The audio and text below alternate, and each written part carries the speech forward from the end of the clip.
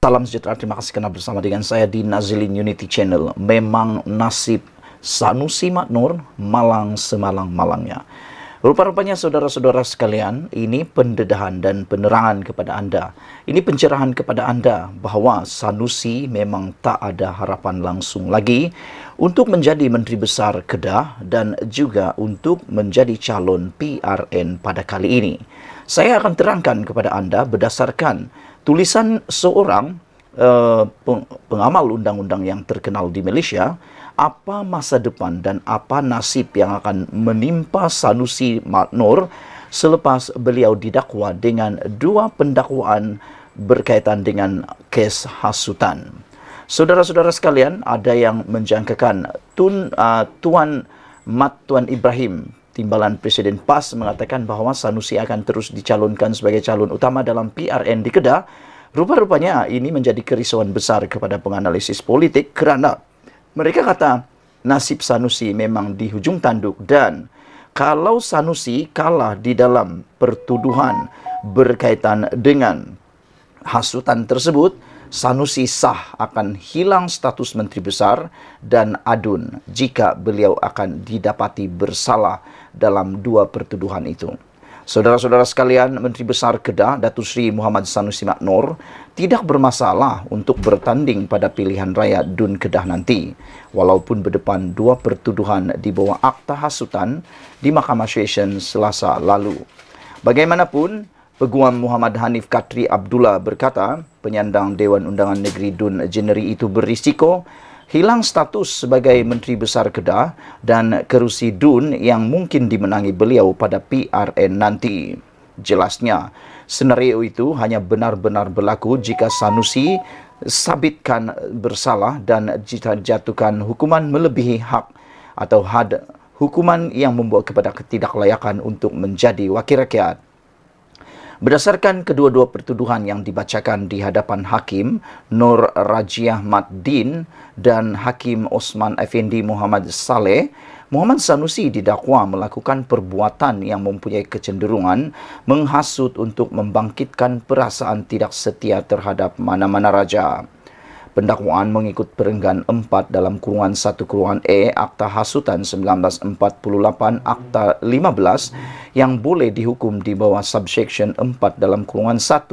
Akta yang sama memperuntukkan denda maksimum RM5,000 atau penjara maksimum 3 tahun atau kedua-duanya sekali jika sabit bersalah.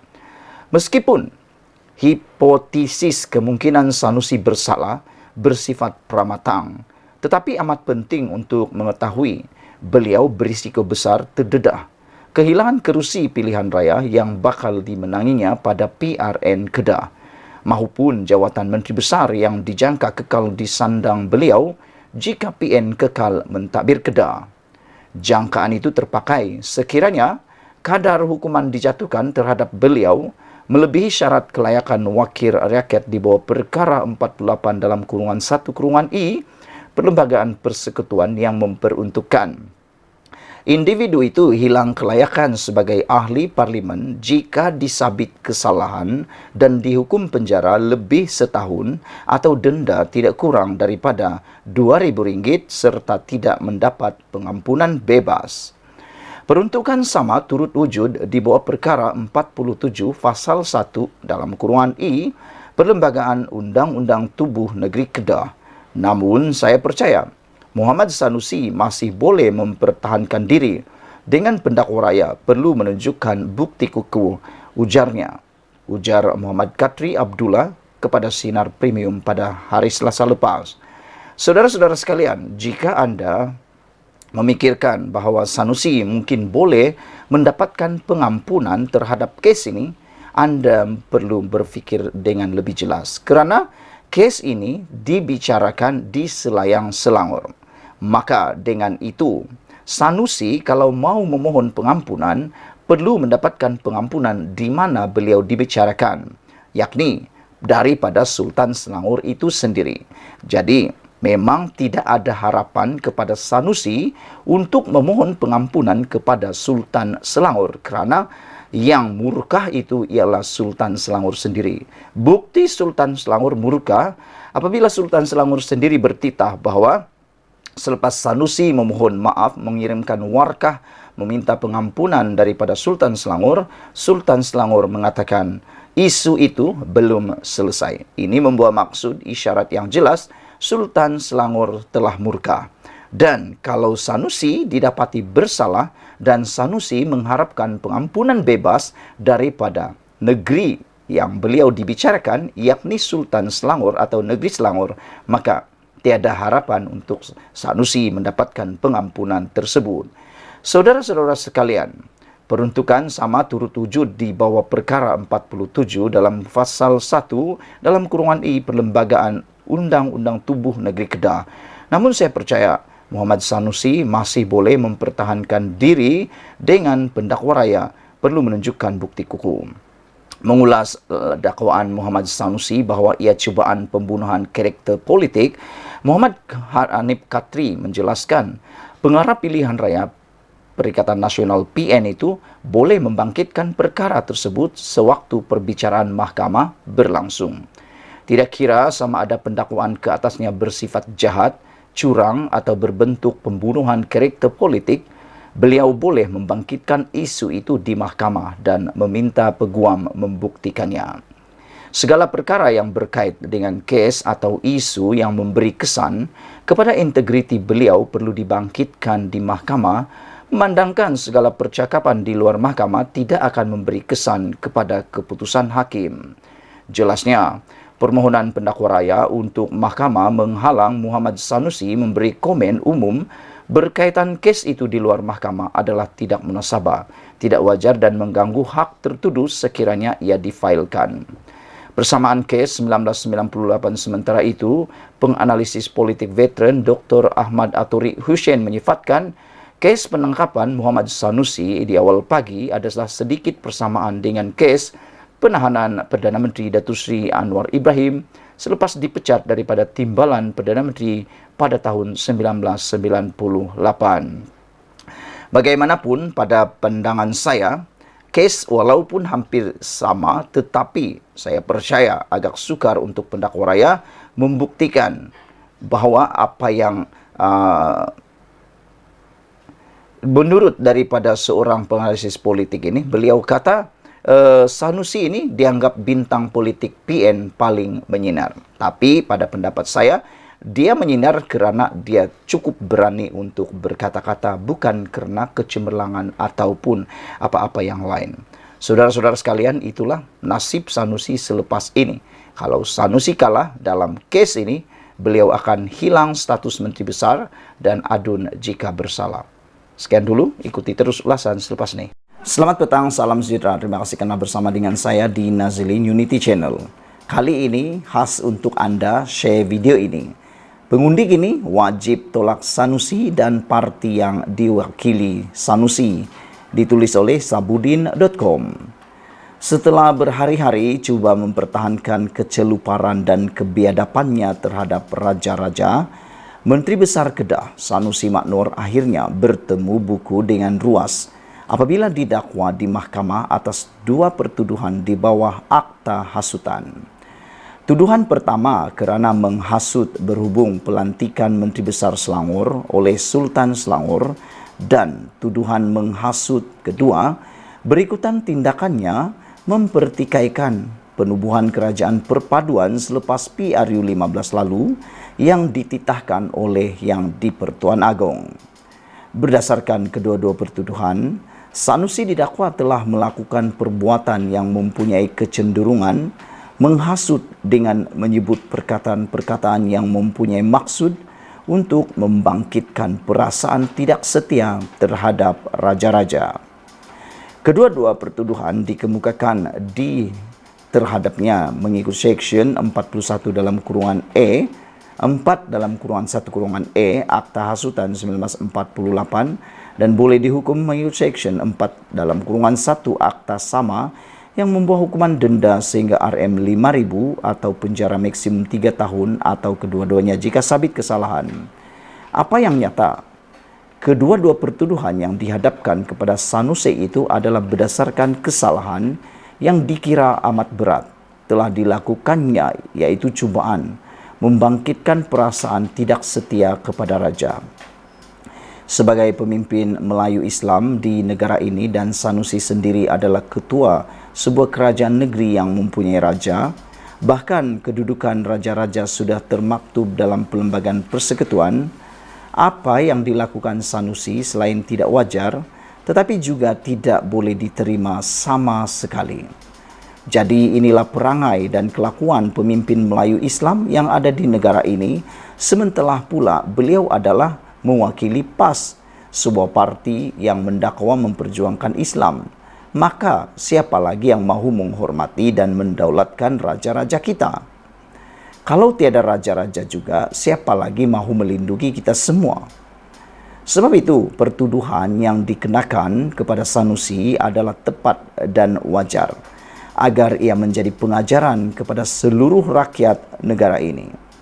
Dalam hal ini, titah Sultan Selangor semalam yang menyatakan isu Sanusi masih belum selesai, walaupun setelah pesuruh Jaya PAS negeri menghadap Baginda, haruslah menjadi renungan dan pedoman yang berpanjangan kepada seluruh rakyat Malaysia. Ini kerana perbuatan menghasut atau mengajak kepada kecenderungan tidak setia kepada raja tidak harus dibiarkan berlaku begitu saja.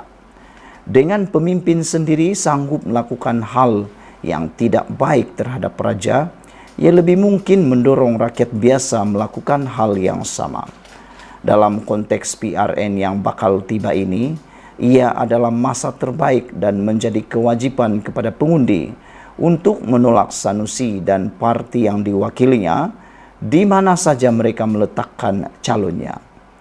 Sudah sampai masanya perbuatan Sanusi ini dihukum, selain melalui peruntukan undang-undang, juga melalui suara rakyat yang menolak secara mutlak kebiadabannya terhadap raja-raja. Tidak cukup dengan selama ini menunggang agama dan menanamkan bibit perpecahan dalam masyarakat, kini raja-raja pun mahu diheret sama yang didorong oleh kerakusan terhadap kuasa. Begitukah kelakuan pemimpin dan parti yang mendakwa memperjuangkan Islam? Ditulis oleh Sabudin Hussein 18 Julai 2023. Sekian dulu untuk kali ini. Jangan lupa Anda share video ini. Tinggalkan komen Anda, tekan butang subscribe.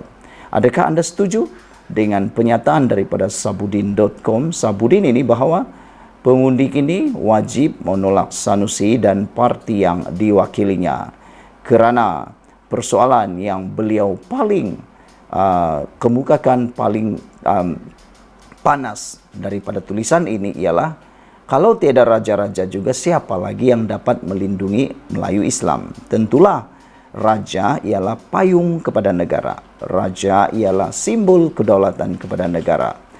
Jadi inikah perangai? Inikah perangai, kata Sabudin. Inikah perangai, inikah kelakuan pemimpin dan parti yang mendakwa memperjuangkan Islam. Kerana menurut Sabudin, tidak cukup dengan selama ini menunggang agama dan menanamkan bibit perpecahan dalam masyarakat, kini raja-raja pun mahu diheret sama yang didorong kerakusan terhadap kuasa. Sudah sampai masanya, kata Sabudin, perbuatan Sanusi ini harus dihukum, selain melalui peruntukan undang-undang, tetapi juga melalui suara rakyat yang menolak secara mutlak kebiadabannya terhadap raja-raja. Dalam konteks PRN yang bakal tiba ini adalah masa terbaik dan menjadi kewajipan kepada pengundi untuk menolak Sanusi dan parti yang diwakilinya di mana saja mereka meletakkan calonnya. Sekian dulu, Malaysia kita punya, kita jaga sama-sama, cintai Malaysiaku. Bye-bye. Selamat petang, salam sejahtera, terima kasih kerana bersama dengan saya di Nazilin Unity Channel. Muhyiddin Yassin kini sekali lagi dalam bahaya dan mungkin akan disiasat lagi oleh SPRM gara-gara pendedahan daripada seorang yang kaya berkaitan dengan perkara yang disebut penamatan LOI semasa Muhyiddin jadi Perdana Menteri. Adakah perkara ini akan menyebabkan Muhyiddin akan salahkan lagi Pakatan Harapan BN? Atau adakah ini akan menjadikan Muhyiddin sekali lagi diheret ke mahkamah dan menjadikan koleksi beliau sebagai kluster mahkamah akan lebih bertambah banyak? Ahli Parlimen minta SPRM siasat penamatan LOI semasa Muhyiddin jadi Perdana Menteri. Ahli Parlimen Taiping Wong Kah-woh menggesa SPRM menjalankan siasatan berhubung pemberian konsensi kenderaan bernilai berjuta-juta ringgit semasa pentadbiran Muhyiddin Yassin. Isu itu kini terbabit dalam tuntutan di mahkamah oleh seorang ahli perniagaan berpengaruh Vincent Tan. Wong yang juga bekas pengurusi jawatan kuasa kira-kira wang negara berkata, Tan membuat pendedahan yang dia menyaman kerajaan Malaysia berkaitan penamatan surat hasrat Letter of Intent atau LOI yang ditawarkan kepada syarikat JV, Kumpulan Berjaya dan Kumpulan Nazar. Katanya, penamatan LOI itu dibuat selepas Muhyiddin dilantik sebagai Perdana Menteri pada Mac 2020.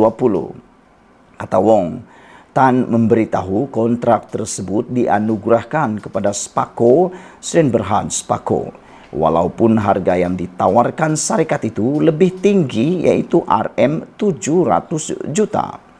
Dakwaan Tan adalah amat serius. Apa yang didakwa jelas menunjukkan ketidakpatuhan dalam proses tender oleh kerajaan pada tahun 2020 di bawah pimpinan Muhyiddin. SPRM perlu melaksanakan siasatan terhadap perkara ini dengan segera, katanya dalam kenyataan hari ini. Semalam melalui sidang media, Tan berkata, Berjaya Group dalam konsortium dengan Nazar Group dipilih untuk menguruskan konsesi pembangkalan kenderaan kepada kerajaan. Bagaimanapun dakwa Tan, kontrak tersebut ditamatkan 3 bulan selepas Muhyiddin menjadi Perdana Menteri. Media melaporkan kontrak berkenaan membabitkan pembekalan kira-kira 12,500 kenderaan dengan kos dianggarkan RM300 juta setahun bermula pada selepas tahun kelima. Menurut Tan, konsortium Nazar Berjaya itu dimenangi kontrak kerajaan dengan tawaran terendah dan diberi LOI oleh Kementerian Kewangan. Menurut Wong, antara aspek penting yang perlu disiasat oleh SPRM ialah alasan mengapa LOI yang dikeluarkan lebih awal kemudian dibatalkan kerajaan.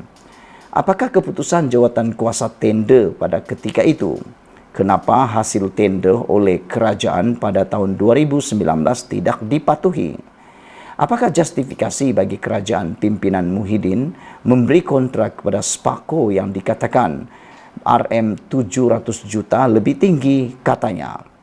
Sparko yang diperbadankan pada 1988 mula dilantik untuk membekal dan menyelenggara kenderaan kerajaan sejak 1994. Pada 2021, Menteri Kewangan ketika itu, Tengku Zafrul Abdul Aziz memberitahu Parlimen, sejak dilantik, Sparko mewujudkan 64 bengkel penyelenggaraan kereta milik Bumi Putra bagi menyokong dasar kerajaan. Menurut Suruhanjaya Security Malaysia, pada tahun kewangan berakhir 31 Disember 2021, Sparko memperoleh RM413.1 juta dalam hasil dan 44.22 juta dalam keuntungan sebelum cukai. Syarikat itu dikawal oleh keluarga tycoon korporat Robert Tan Hua Chun, 82 tahun, yang juga dikenali sebagai Casio King kerana menjadi pengedar pertama dan satu-satunya jam tangan dan kereta jenama Jepun di Malaysia sejak 1970. Robert bersama dua anaknya Tan Han Chuan dan Tan Ching Ching secara kolektif memiliki saham majoriti syarikat itu. Saudara-saudara sekalian, ini satu pendedahan yang memang mengejutkan kita tentang bagaimana penamatan LOI semasa Muhyiddin jadi Perdana Menteri boleh berlaku. Oleh sebab itu, adakah Muhyiddin akan disiasat lagi dan didakwa lagi oleh SPRM tentang penggunaan ataupun penyalahgunaan kuasa kerana dakwaan daripada Tan ini amat serius. Apabila beliau mendakwa,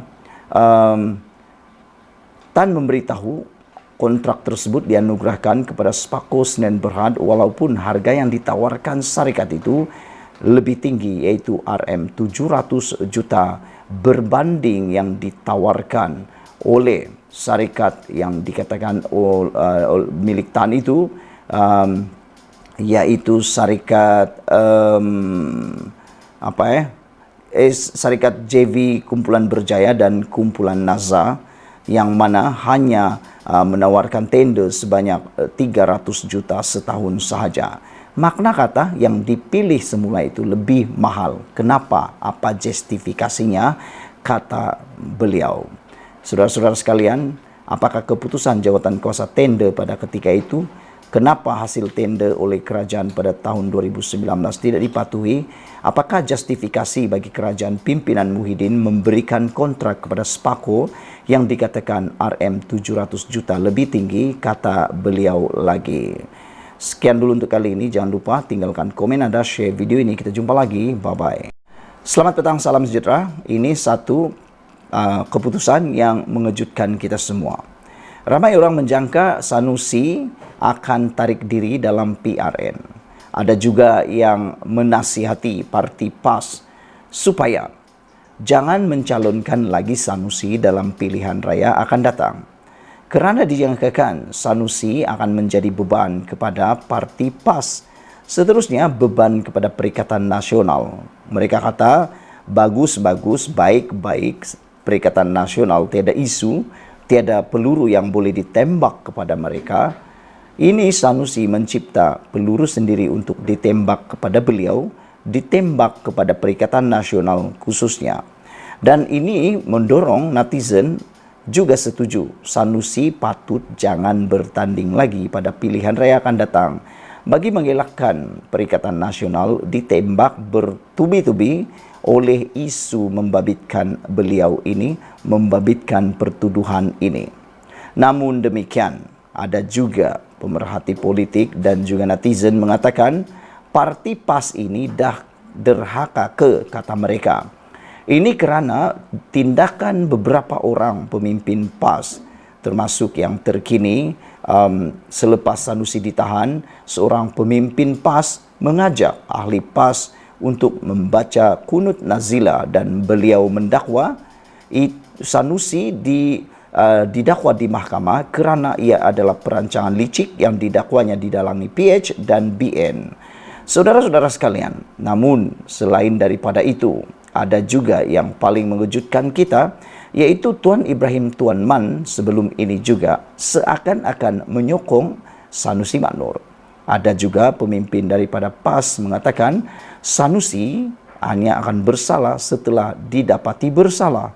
Walhal ucapan Sanusi amat jelas menunjukkan ada unsur yang tak baik. Oleh sebab itu, saudara-saudara sekalian, itu kata netizen, Sanusi patut digugurkan untuk bertanding dalam PRN ini. Namun yang menggemparkan dan mengejutkan saya ialah Tuan Ibrahim Tuan Man, timbalan Presiden PAS, menyebut Sanusi tetap calon utama Perikatan Nasional di Kedah. PAS dan PN hari ini memberi bayangan bahawa mereka tidak akan goyah dengan dua pertuduhan berkaitan menghina Raja-Raja Melayu yang dikaitkan dengan salah seorang pemimpin parti itu, Muhammad Sanusi Maknor. Justru salah seorang pemimpin kanan parti terbabit, Tuan Ibrahim Tuan Man, menegaskan Sanusi akan tetap diturunkan sebagai calon dalam pilihan raya negeri di Kedah nanti. Bahkan, kata timbalan Presiden PAS itu, Sanusi setakat ini kekal sebagai pertaruhan utama dalam usaha PN mempertahankan Kedah daripada dirampas pihak lawan. InsyaAllah sehingga kini beliau masih calon utama. PAS akan kekalkan beliau, katanya kepada Malaysia kini. Dalam ruangan-ruangan komen yang saya baca, mereka mula memprovok kepada Sanusi. Mereka kata satu undi untuk PAS, satu undi untuk Sanusi. Dan mereka kata Sanusi tidak patut lagi dipilih sebagai Menteri Besar Kedah kerana tindakan beliau yang terang-terangan telah pun menghina sultan dan raja-raja kerana telah pun didakwa di mahkamah, kata netizen.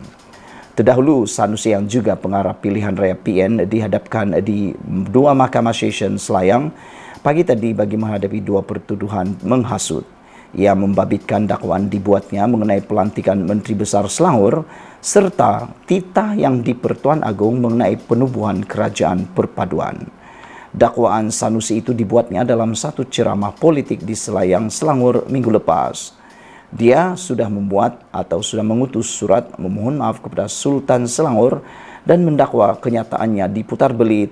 Bagaimanapun, semalam Sultan Selangor mendakwa kes berkenan belum selesai. Bahkan Baginda menzahirkan penghargaan pihak istana kepada pelbagai pihak yang membuat laporan polis ke atas Sanusi. Ini bermakna Sultan Selangor memang murka terhadap Sanusi dan Baginda tidak mahu perkara itu diselesaikan hanya dengan memohon maaf.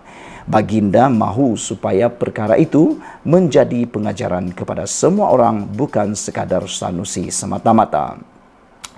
Sebelum itu, Baginda memanggil Pesuruhjaya PAS Selangor Dr. Ahmad Yunus Hairi serta Ketua Polis Selangor Hussein Omar Khan menghadap Baginda di Istana Bukit Kayangan Shah Alam.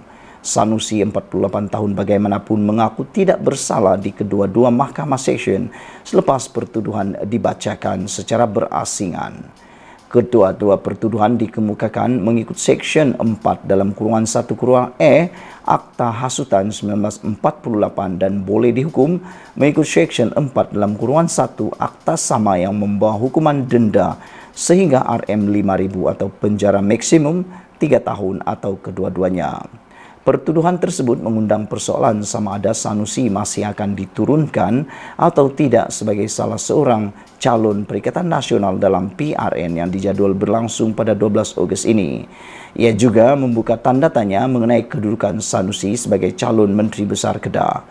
Menurut Tuan Ibrahim, pendakwaan ke atas Menteri Besar sementara itu memberi kelebihan kepada Perikatan Nasional.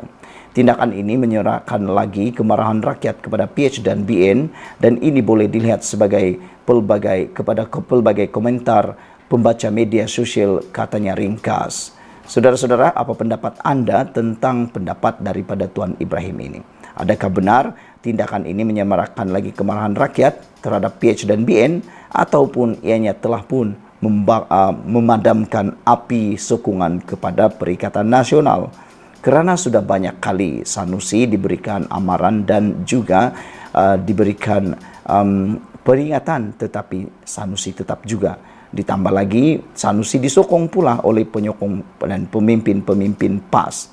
Jadi ada mula mempersoalkan, adakah mereka ini tak sedar-sedar lagi dan mereka patut memohon ampun kepada semua raja-raja yang ada di Malaysia dan juga kepada rakyat, kata netizen. Tapi sebaliknya, lain pula yang mereka lakukan. Sekian dulu untuk kali ini.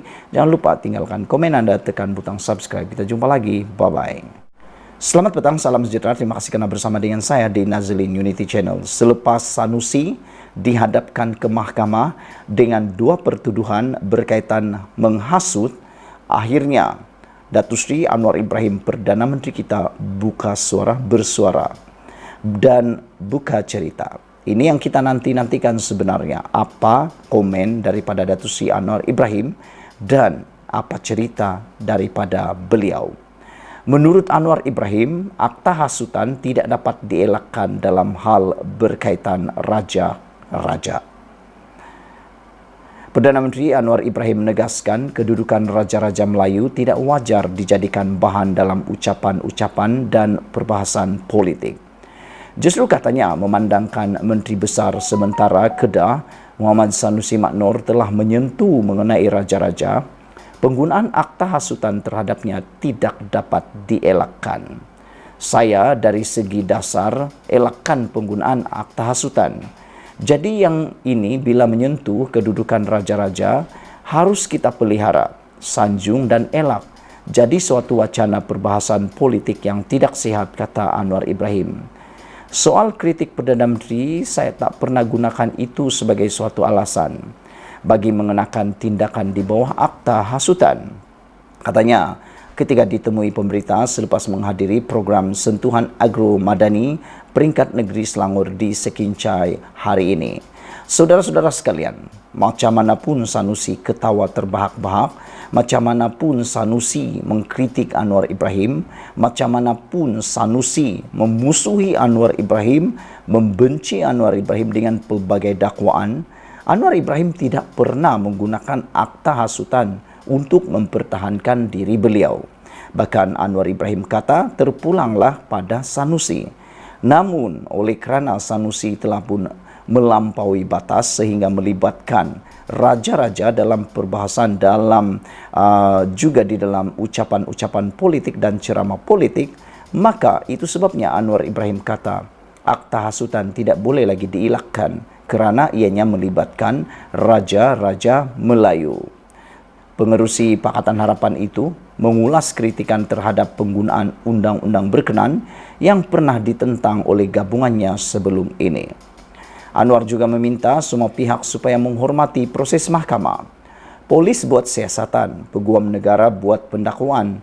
Jadi saya tidak mahu ganggu proses dan saya minta akan teliti pendakwaan. Yang pertama berkenan dengan laporan dan kemudian apa alasan peguam negara yang melihat kepada pendakwaan selepas siasatan polis. Jadi kena hormat proses mahkamah, kata Anwar Ibrahim.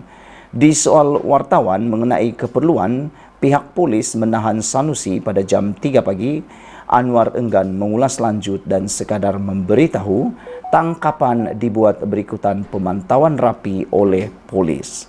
Saya rasa polis menahan Sanusi pada jam 3 pagi bagi mengelakkan berlakunya perkara-perkara yang mungkin menimbulkan provokasi. Mungkin kalau pada waktu siang di mana Sanusi dipenuhi oleh orang ramai, mungkin akan menimbulkan kekecohan. Dan saya rasa tindakan menahan Sanusi pada jam 3 pagi adalah suatu perkara yang wajar. Ini bagi mengelakkan kekecohan dan bagi mengelakkan mungkin berlaku serangan-serangan kecil. Sanusi ditahan polis dekat sebuah hotel di Ibu Negara pada jam 3 pagi tadi sebelum dibawa ke Ibu Pejabat Polis Daerah IPD Gombak untuk disiasat di bawah Seksyen 4(1)(e) Akta Hasutan 1948. Tangkapan itu menimbulkan kecaman dari pelbagai pihak termasuk daripada pemimpin PH sendiri. Ahli Parlimen Bayan Baru dari PKR Sim Zin beranggapan adalah tidak wajar Sanusi dicakupi pada pagi buta sedangkan dia tidak menimbulkan risiko akan melarikan diri. Susulan penahanan itu, Sanusi kemudiannya dihadapkan kedua Mahkamah Session Selayang di Kuala Lumpur hari ini atas dua tuduhan menghasut berhubung isu pelantikan Menteri Besar Selangor dan penubuhan kerajaan perpaduan dalam satu ceramah politik pada 11 Julai lalu. Bagaimanapun dia mengaku tidak bersalah atas dua pertuduhan yang dikenakan ke atasnya di Mahkamah Session berasingan. Kedua-dua hakim membenarkan Menteri Besar itu diikat jamin RM5,000 dan seorang penjamin. Bagi setiap pertuduhan mengarahkan tertuduh tidak membuat sebarang komen berhubung kes sehingga kes berkenan selesai. Hakim juga menetapkan 4 Oktober untuk sebutan kes bagi serahan dokumen. Sekian dulu untuk kali ini. Ikuti terus ulasan selepas ini. Jangan lupa tinggalkan komen Anda. Kita jumpa lagi. Bye-bye. Selamat petang, salam sejahtera. Terima kasih karena bersama dengan saya di Nazilin Unity Channel. Saudara-saudara sekalian, selepas 2 jam Sanusi dihadapkan ke mahkamah. Ini yang berlaku kepada pemimpin PAS. Disangka PAS sudah serik ataupun disangka PAS akan memohon maaf kepada seluruh rakyat Malaysia. Disangka PAS akan memohon maaf kepada seluruh institusi diraja. Rupa-rupanya yang berlaku lain daripada yang kita sangkakan. Lepas Sanusi ditangkap, pemimpin PAS ajak penyokong baca kunut Nazila. Susulan penangkapan dan pendakwaan terhadap Muhammad Sanusi Mat Noor, seorang ahli jawatan kuasa PAS Pusat Ridwan Muhammad Noor, meminta orang ramai membaca kunut Nazilah bagi membantu Menteri Besar sementara Kedah itu. Selain itu, dia turut meminta penyokong PAS supaya berdoa kepada Allah agar perancangan licik yang didakwanya didalangi PH dan BN digagalkan. Ini yang kita nak minta komen daripada Anda. Dia yang buat salah, orang punya salah. Dia yang cakap sembarangan, salah PHBN pula. Yang menjadi persoalan saya ialah, kenapa Sanusi cakap benda yang boleh didakwa di mahkamah kalau dia tahu perkara itu boleh menyebabkan dia didakwa di mahkamah? Adakah itu ialah rancangan PH dan BN? Siapa suruh Sanusi cakap benda yang dilarang undang-undang? Itu adalah pendapat saya. Saya fikir kalau Sanusi tahu perkara itu boleh menyebabkan dia didakwa di mahkamah, dia patut lebih berhati-hati. Lebih-lebih lagi, dia ialah pemimpin besar dalam parti tersebut dan dia bukan orang yang biasa. Apabila pemimpin besar yang melanggar peraturan, yang melanggar undang-undang, bahkan yang membawa kepada perkara yang sensitif seperti ini, ianya membawa kesan yang amat besar. Jadi oleh sebab itu, apabila penyokong PAS ini atau pemimpin PAS ini meminta penyokong PAS supaya berdoa kepada Allah agar perancangan licik yang didakwanya didalangi PH dan BN digagalkan, saya tidak setuju dengan pernyataan beliau didalangi ini. Ialah berdoa untuk Sanusi supaya Sanusi sabar, itu tepat dan benar. Berdoa supaya Sanusi dalam keadaan sehat dan dapat mengikuti perbicaraan itu sepenuhnya, itu betul. Tapi kalau dia mendakwa, pendakwaan terhadap Sanusi itu didalangi PH dan BN, itu satu perkara yang saya fikir amat-amat tak patut. Jadi, coba bayangkan begini, kalau seorang rakyat didakwa menghasut dan menghina raja-raja, dia didakwa di mahkamah, bolehkah kita kata itu adalah salah PH dan BN?